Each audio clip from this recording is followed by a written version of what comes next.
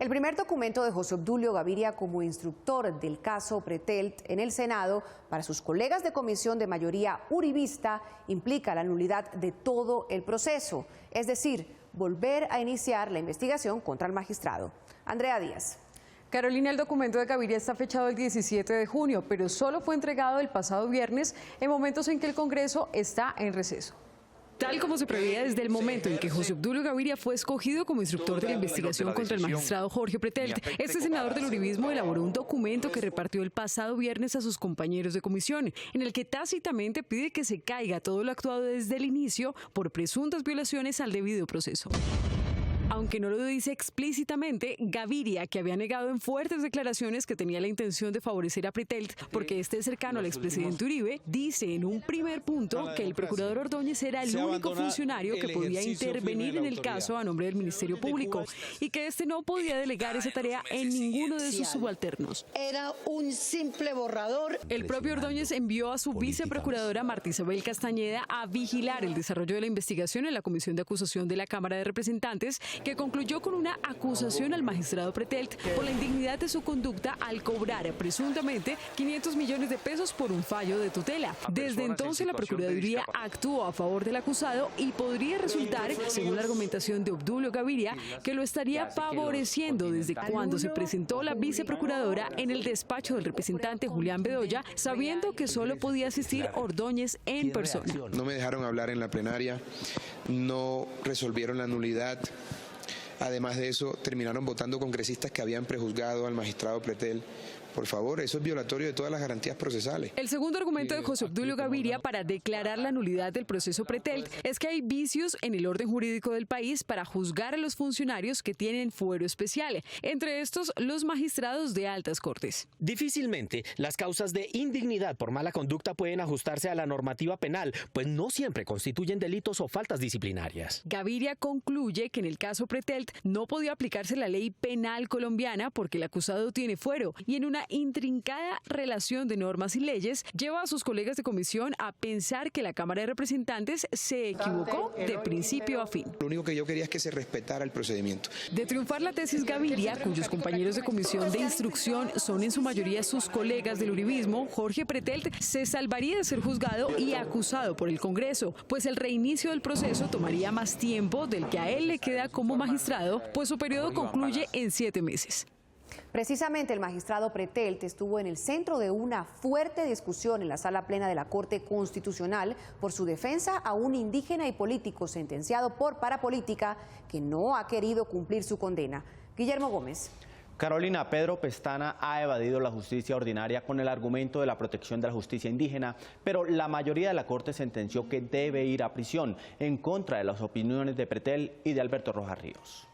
El pasado jueves, en la sala plena de la Corte Constitucional, la mayoría de los magistrados enfrascados en una dura discusión contra sus colegas Jorge Pretelt y Alberto Rojas Ríos recordaron lo que les dijo el expresidente de ese alto tribunal, Nilson Pinilla, 3 días antes en Río Negro, Antioquia, durante la conmemoración de los 25 años de la Carta Política del 91. Por Dios, háganse respetar.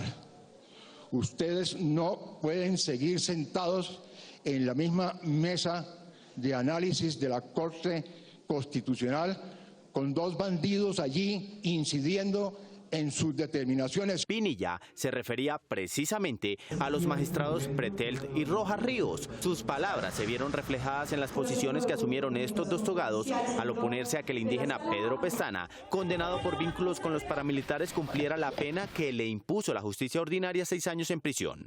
El argumento de Pretelt y Rojas era que Pestana ya había pagado su condena en el resguardo indígena en el que él es el líder. Un declarado amigo de Jorge Pretelt, pero contrincante político de Pestana, le habló del caso a Noticias 1. Este magistrado, que me deshonra decir que es amigo, que yo soy su amigo, prestarse nuevamente para sacar a este tipo, ¿cuál es el interés? Yo se lo pregunto a él, doctor Pretelt, ¿qué interés tiene usted de sacar a este delincuente ilegalmente a las calles? Pretelt se negó a que Pestana pagara cárcel, aduciendo que se estaba violando una sentencia hecha en su despacho en que afirmaba que debe haber un acuerdo entre la jurisdicción indígena y ordinaria para definir en dónde pagan las penas de prisión los miembros de las etnias. Pestana ha aprovechado la indefinición y un juez de la zona lo favoreció. es de conocimiento público, que tiene unos delincuentes escoltándolo, tiene un cuartel ahí de unos 10, 15 personas con su ametralladora, con fusiles, cuidándolo ahí, eso es con garitas y con todo. Él montó eso ahí para no poder salir más. El magistrado Rojas también se opuso y dijo que se violó el reglamento de la Corte sin tener en cuenta que los resguardos podrían convertirse, en lugar de sitios de respeto cultural, en refugios de delincuentes. Todo el mundo sabe que ahí al resguardo entraron 40, 50 antinarcóticos y fueron prácticamente secuestrados por la comunidad del resguardo indígena que él maneja. Entre los 7 magistrados de la Constitucional que votaron contra Pestana y los 2 que pretendían favorecerlo, hubo una fuerte discusión y se supo que uno del grupo mayoritario se retiró muy molesto de la sala porque quedó la impresión de que no todo era discusión jurídica. Pestana en realidad nunca ha estado formalmente preso. Una evidencia de las condiciones de lo que él y Jorge Pretel consideraban prisión fue la fiesta en la que fue grabado en diciembre pasado. En diciembre de 2014, el Polideportivo de San Andrés de Sotavento, Córdoba, se llenó como nunca antes. El motivo era una fiesta organizada, según testigos, por el condenado a 6 años de prisión por concierto para delinquir con paramilitares y peculado, el indígena Pedro Pestana, quien celebraba la época decembrina. La rumba se hizo a escasos 500 metros del Cabildo de la Esmeralda, donde se refugia para no cumplir la condena que tiene pendiente con la justicia ordinaria. Los indígenas del resguardo Zenú, campesinos y trabajadores de la empresa Manexca, vieron a su anfitrión en tarima mostrando sus dotes de bailador de champeta. El ritmo no le alcanzaba, pero Pestana se agarraba con firmeza para no perderle el paso a la experimentada danzarina. Hoy la dicha no alcanza para tanto, por el fallo del jueves pasado de la Corte Constitucional, que ordenó que Pestana vaya a una cárcel vigilada por el INPEC.